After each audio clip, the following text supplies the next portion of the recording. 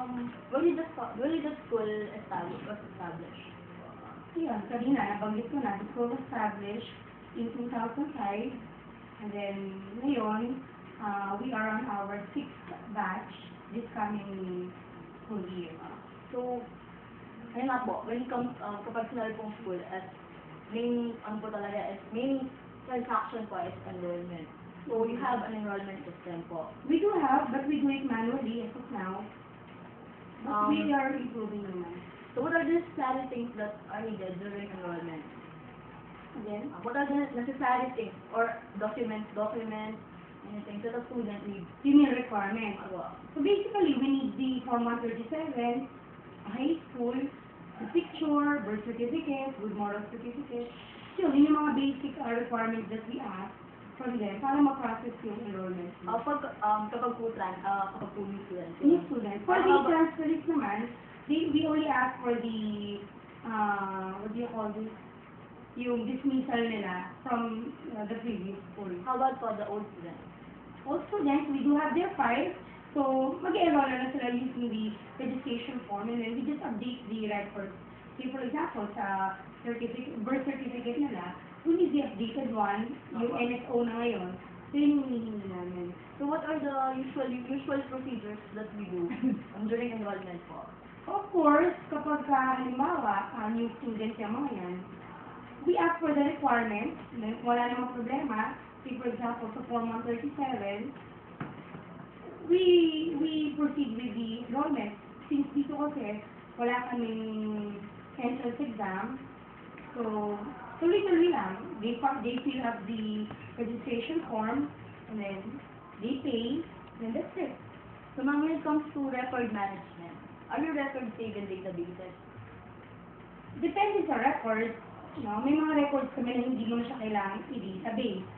No? Siguro, dito sa mga new records namin, coming from other agencies, like sa TESDA, sa ibang school na kasama namin sa system, we do have database. Pero pagdating sa mga hard copies, hindi na siya. Naka-file na lang siya sa mga filing cabinet.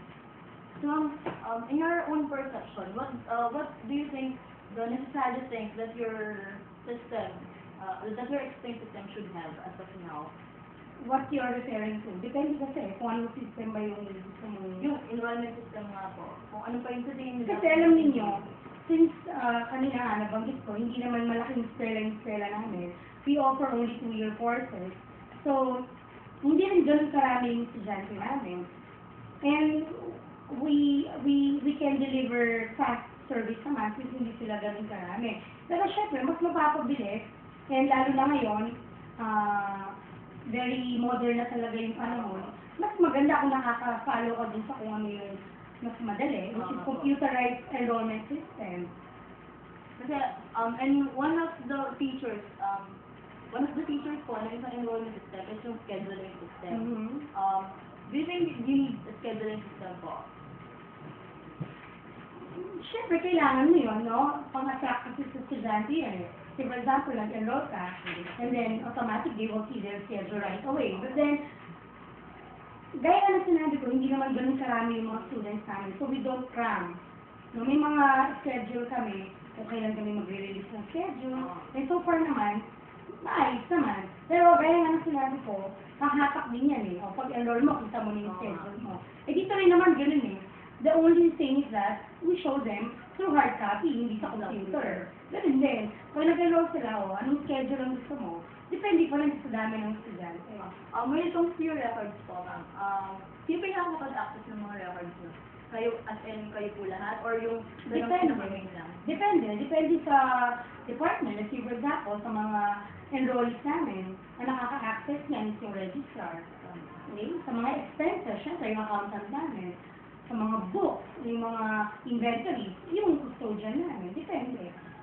Sa mga may mga inventories po. Yes, of course. Mga may comes to money po, ano. Yun.